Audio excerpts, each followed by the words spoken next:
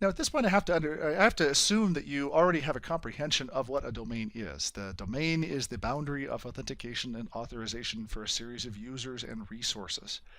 And in most environments today, the single domain and single forest infrastructure or configuration is really the best practice or the desired state.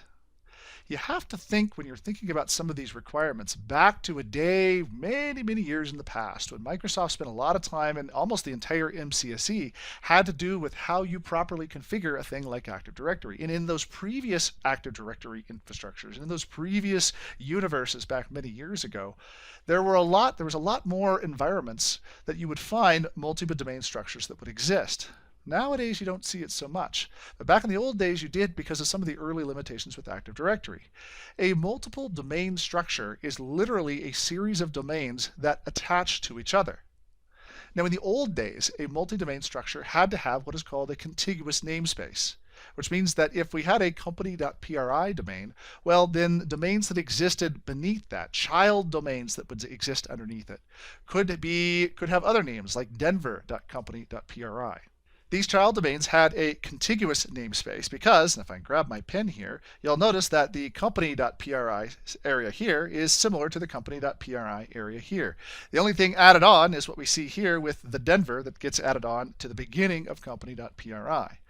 Well, that actually was kind of a limitation in a lot of ways because having something.company.pri and then something.company.pri really hamstrung a lot of organizations into a structure that focused then on a very hierarchical order to those namespaces.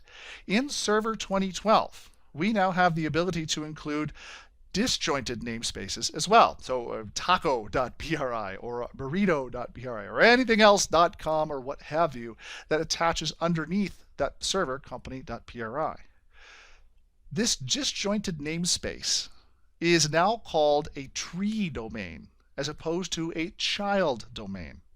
And one of the things I want to show you here before I kind of flip too much further has to do with the difference between a tree domain and a child domain. Let me minimize this really quick, and I just want to show you over here on our server, let's see which server we're on here, phx.-dc1. I've already gone through the installation of Active Directory domain services here, and I want to come over here to our post-deployment configuration to begin the process of promoting this server, this member server, to a domain controller. Again, you've done this before. You know how to actually create a domain controller out of a regular server. And most of the time you're adding existing domain controllers to, or new domain controllers to existing domains. But when it comes time to actually add new domains to an existing forest, it's here where you have to make an important distinction, and that is between a child domain and a tree domain. And the only difference here, the only thing you have to be conscious about, is the fact that a child domain is that contiguous namespace, right? Something.company.pri. If I choose a tree domain, I can do anything I want here, like taco.com or what have you. So that's the important differentiation between the child and the tree domain, and it's exactly what we're talking about here as it relates to contiguous versus non-contiguous namespaces. Now, those namespaces in the contiguous world can be anything, and I can take them out as far as I want. Test.denver.company.pri, prod.denver.company.pri, as far as I want, all the way down to the maximum character length of a fully qualified domain name for a domain itself. What's also interesting is that I can take that disjointed namespace and attach it into my existing domains at any point in the tree. Like here under denver.company.pri. If I want to add a burrito.com, I can here to create, again, a multi-domain structure that includes both contiguous and non-contiguous domains within it. Now you may be asking yourself, okay, Greg, well, if I'm creating a multi-domain structure, well, what are the rules for when I would want to create a multi-domain structure? Right? There's got to be some reason for accomplishing that. You've already told me that, well, there are, the best practice these days is to create a single domain, single forest environment. Or if it's not the best practice, it's the desired state for many organizations. Well, when would I actually go about creating a multi-domain structure? What is curious about multi-domain structures is that most of the reasons for doing so are not necessarily technical in nature. In fact, one of the biggest reasons for a multi-domain structure is just simply the fact that you've always had one.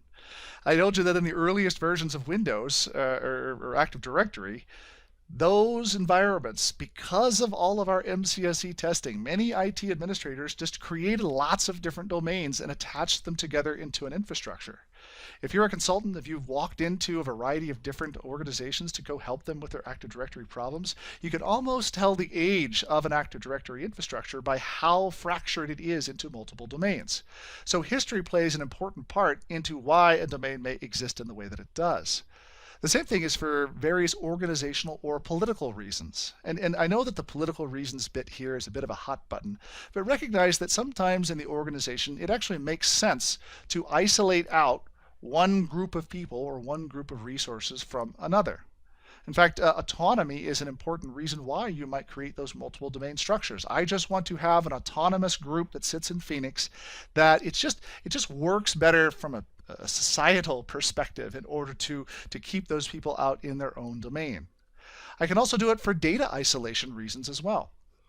While having a couple of domains that are attached together gives me the ability for users to log on through any of those domains through the automatically created transitive trusks that are part of a multi-domain structure, still being able to put that data in its own location and have that visual separation is one good reason to accomplish the creation of that extra domain. Further segregation for things like replication or authentication or authorization or other reasons for multi-domain structures. And these aren't necessarily societal in nature. These can be a little technical in nature. What you should recognize is that while you can do these things for replication reasons, sometimes using sites may be better. For authentication and authorization reasons, it may be better to just use groups instead because of the hard lines that a domain puts around its users and resources. The most important thing to recognize is that a domain, a multi-domain structure, is by no means a boundary of security.